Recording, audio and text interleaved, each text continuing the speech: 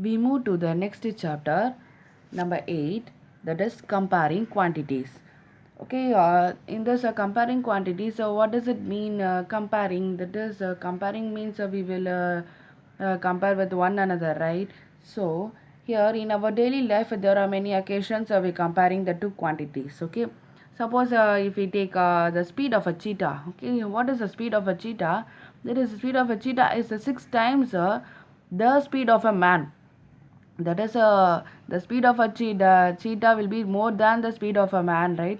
So yeah, I can compare the speed of the cheetah and the speed of the man. So and if we compare the man and the cheetah, means I will be able to write it in the fraction part. That is a 1 by 6, the speed of a man 1 by 6 of the speed of the cheetah. Okay, so next example, if we take that is a two persons height am I comparing. That is, if Hina's height was 150 centimeter and Ami's was 100 centimeter, then the ratio of their heights would be, okay, I need to find the ratio for comparing both of the heights. I need to find a ratio. The ratio symbols can be written like this. So Hina height is to Ami's height is equal to 150 is to 100.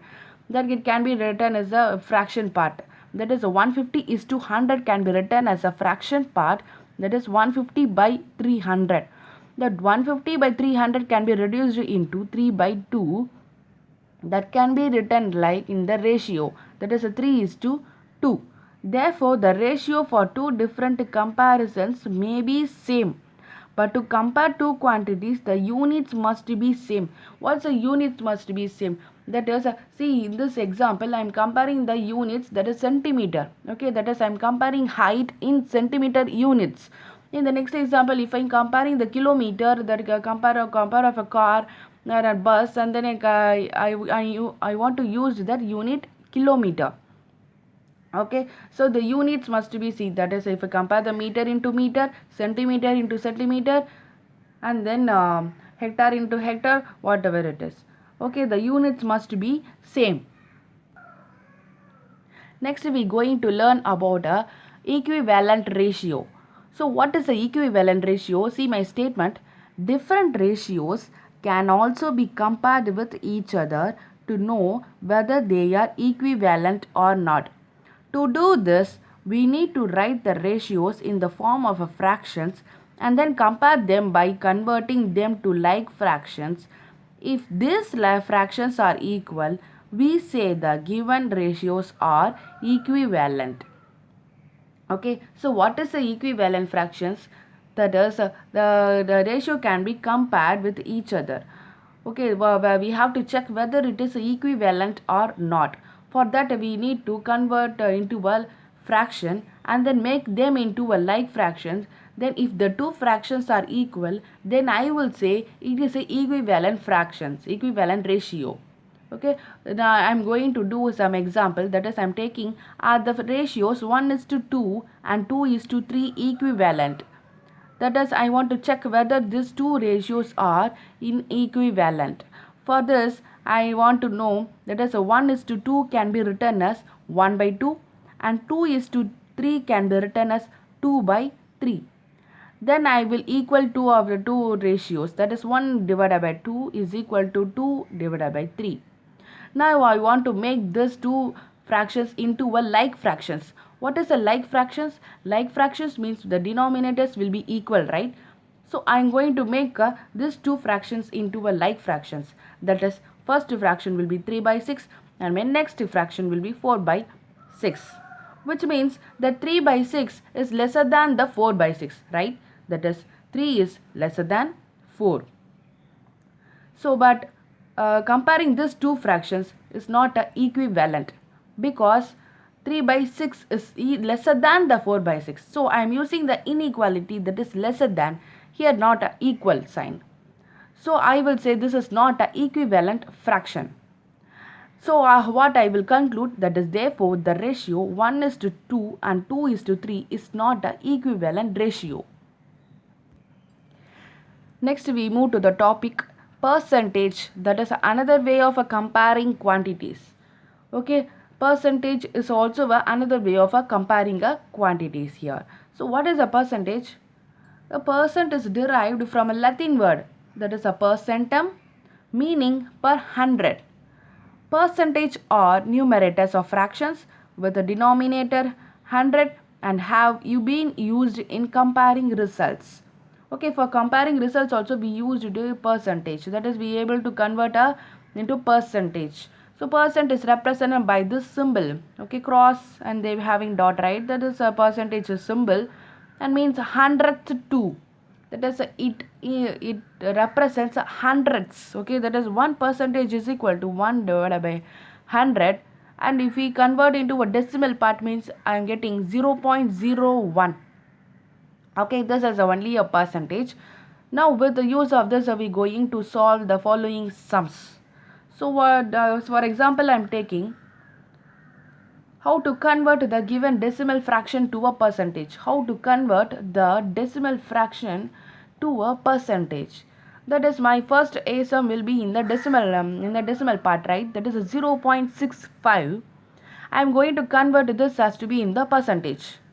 For that I am going to convert 0.65 as 65 upon 100. Okay, because I am converting this as to be the fraction part. Then I going in the next step I am going to convert this into be a percentage. For the percentage I want to do multiply 100. Okay, 65 by 100 into 100. So the numerator and the denominator will be reduced into 1. So I got 65 percentage. Okay, this is a way how to convert into decimal part into a percentage. Next I am going to give example for how to convert a given percent to decimal fraction and also fraction in a simplest form. So my A sum will be the 25 percentage. For the 25 percentage I am going to convert into a decimal fraction. So for the 25 percentage, how to write a 25 percentage? That is I want to write in a 25 by 100. Okay, in that definition we saw, right, that is 1 by 1 percentage is equal to 1 by 100. So here 25 percentage can be written as 25 by 100. So this can be reduced into 1 by 4 and can be written in that decimal fraction, that is a 0.25. So this is a way how to converting a percentage into a decimal fraction.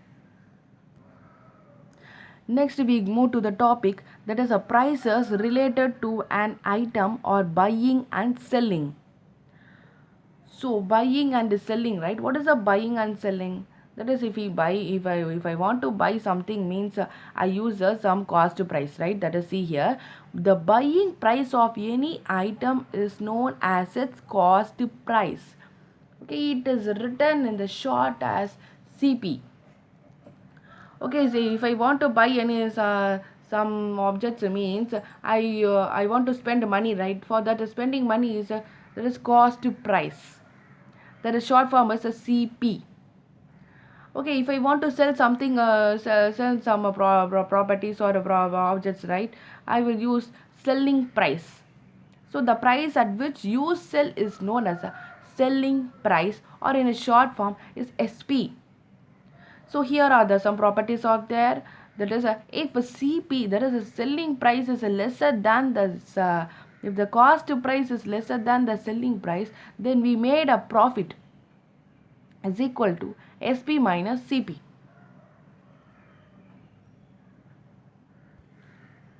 Suppose the buying price will be, that is the cost price of a toy is a 72 rupees and the selling price of the toy is 80 rupees.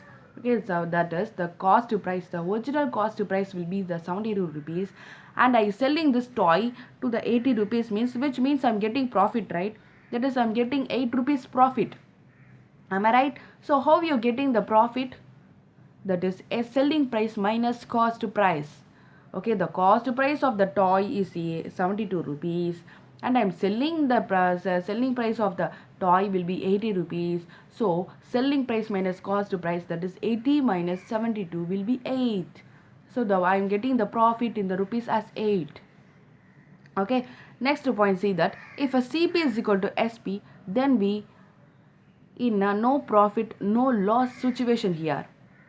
Here also the cost price of the toy is 72 rupees.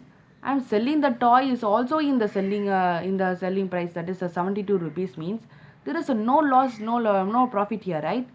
So I will be able to write that as CP is equal to selling price, then we will no profit or no loss situation here. Okay, let's take it as a next, that is if the cost price is greater than the selling price, then we have loss is equal to CP minus SP. That is the cost price of the toy is 72 rupees and the selling price of the toy is 70 rupees. So I am getting loss here, that is a 2 rupees loss for me. So for that, loss is equal to selling price minus cost price. Okay, so these are the quantities for that. Next we move to the exercise number 8.1. First sum, that is find the ratio of rupees 5 to 50 paise. Okay, now we are going to find the ratio of the 5 rupees to the 50 paise. First, if already I told that finding ratio, we have to make it that it has a same units, right? So what unit we are using here? That is we using that rupees into paise. Okay, so we have to convert this as to be in the paise. That is first I am going to convert the rupees into paise and then I make it as the same units and then make it as a fraction, then I am going to write in a ratio. Okay, so first step will be for converting into a same units. Units I am using that the converting rupees into paise. Okay, what is this? This is rupees into 50 paise. So for that, what is the formula for the 1 rupees? That is 1 rupees is equal to 100 paise, right? For 1 rupee is equal to 100 paise means for 5 rupees how much? That is a 5 into 100 is equal to 500 paise. Which I make it as a same units, right? Here 500 paise I am getting and 50 paise I got. So now we have to find the ratio. For finding the ratio, we make it in a fraction. So 500 divided by 50. So if I reduce it to this fraction means I am getting 10 is to 1. That is a 10 by 1 can be written as a 10 is to 1. So the required ratio is a 10 is to 1. So what is my conclusion? For the purpose of finding the ratio for two quantities, first I want to make it them in the same units. Then I am going to reduce into the lowest form. At last I am able to write in the ratio form. Okay, we move to the next sum. Population of Rajasthan is equal to 570 lakhs and population of Uttar Pradesh is equal to 1660 lakhs. Area of Rajasthan is equal to 3 lakh kilometer square and area of Uttar Pradesh is equal to 2 lakh kilometer square. My subdivision 1, how many people are there per kilometer square in both these states? Number 2, which state is less populated? Okay, what is my given part? That is, are we going to compare these two quantities? There is a population, that is a total population of Rajasthan is, that is a number of people in the Rajasthan is 570 lakhs and the number of people in the Uttar Pradesh is 1660 lakhs. Okay, they have given the area covered Rajasthan, that is the area of Rajasthan is under 3 lakh kilometer square and the area of Uttar Pradesh is 2 lakh kilometer square. So I am going to find the first subdivision, how many peoples are there per kilometer square. So for the area of Rajasthan is a 3 lakh kilometer square and the area of Uttar Pradesh is 2 lakh kilometer square. What they are asking is per kilometer means 1 kilometer. We have to find the 1 kilometer of the area covered, how many peoples are there we going to write. So for that, from the equation it is given that, for I am going to write the given part population of Rajasthan, that is a total population of Rajasthan is 570 lakh and area of Rajasthan is a 3 lakh kilometer. So for that I am going to compare this, that is the number of people is 570 lakh in the area of a 3 lakh kilometer. Now I am going to find for 1 kilometer square. So for the 1 kilometer square I am going to make it as a fraction, that is a 570 divided by 3. So if I'm dividing 570 divided by 3 means I'm getting 190 people per kilometer square. So for 1 kilometer square, the peoples are presented in 190. 190 peoples are there in a 1 kilometer square. Okay. Already we have found for that Rajasthan. Now we are going to find the populations of Uttar Pradesh per kilometer square. Okay, so what is the population of Uttar Pradesh? It is the number of peoples in the Uttar Pradesh is 1660 lakh and the area is under 2 lakh kilometer square. Now we have to find the 1 kilometer square. For 1 kilometer square, how many peoples are there are living? For that I am going to make it as a fraction. That is 1660 divided by 2. If I am dividing this 2 means I am getting 830 people per kilometer square. So the number of people living in per kilometer square is 830. Next question is which is less populated they are asking.